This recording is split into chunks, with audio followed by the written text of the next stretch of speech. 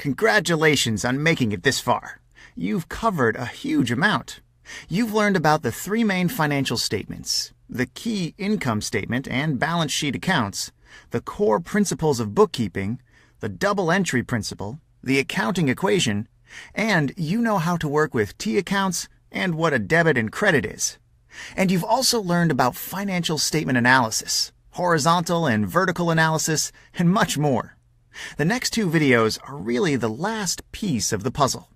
We'll be looking at ratio analysis.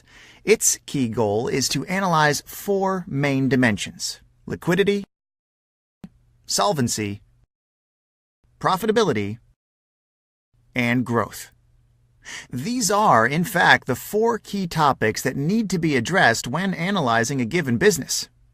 Liquidity is the firm's capability to pay its short-term obligations.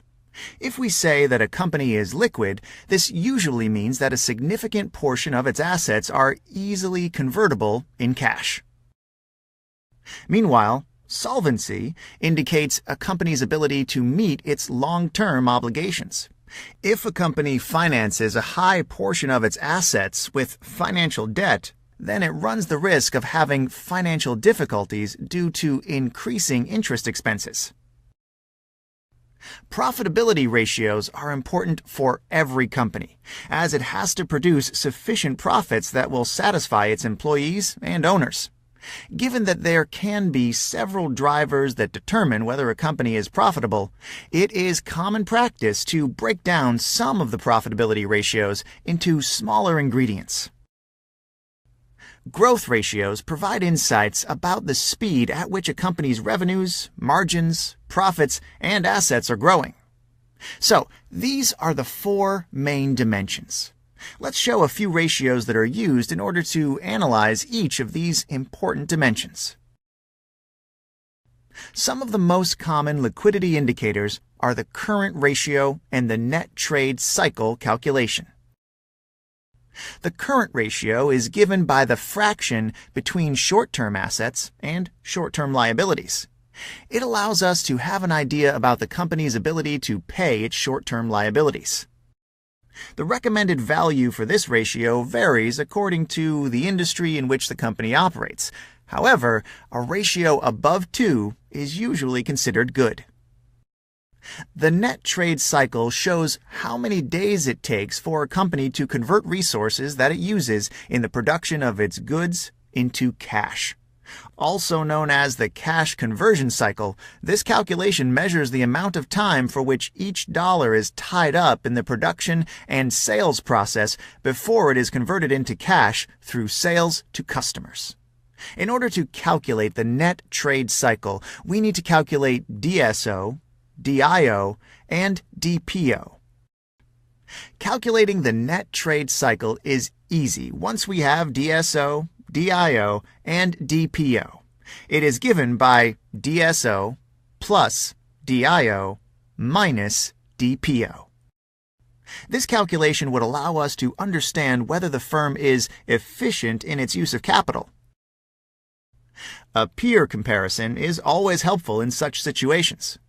The main ratios used to evaluate solvency are the debt ratio, also known as leverage, and the interest coverage ratio. The debt ratio shows what portion of a company's assets is financed with debt. In order to calculate it, we need to divide total liabilities into total assets. Of course, the lower this is, the more sustainable the business under consideration. For many industries, a value of up to 0.67 is acceptable. However, you should always compare the ratio with an industry average and avoid applying it mechanically. When a company's debt increases, it has to pay higher interest expenses, right? Financial institutions always want to leave a cushion, which is why they often measure the proportion between a company's operating profits, EBIT, and its interest expenses. If it is higher than 2, then this means that the company will be able to pay its interest expenses and will likely be able to repay some of the principal too. Alternatively, a ratio below 1 shows that a company is unable to repay even its interest expenses and will produce losses for its shareholders. There are many profitability ratios, but we will concentrate on just a few. ROA means return on assets. It is given by EBIT divided by total assets. This is an indicator of the profitability of the company without considering the way in which its activities were financed.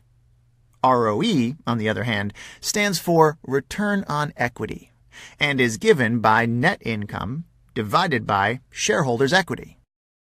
It shows how much profit was generated by a company with the money that shareholders invested in its activities. The ROE ratio can be decomposed. Take a look at the following formula. It shows us that ROE is equal to the following three components. ROA, the ratio that we saw before, multiplied by total assets over owner's equity, multiplied by net income over EBIT. Each of the three components points to a different aspect of the company's structure. ROA is a measure of profitability that does not consider financial structure. Then we have the debt-to-equity ratio, which is an indicator of the company's financial structure, showing the ratio between external and owned financing. And finally, the third ratio incorporates the impact of non-operating items, financial items, taxes, extraordinary items, on the company's profitability. Finally, we have growth ratios.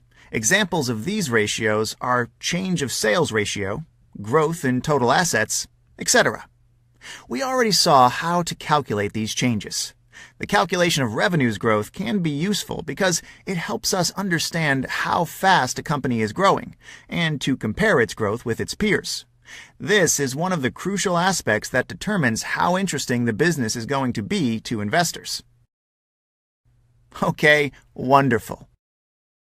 We learned more about the various types of ratios, and I think that now is the best time for a practical exercise. In our next lesson, we'll calculate each of these ratios for one of the largest companies in the world, P&G.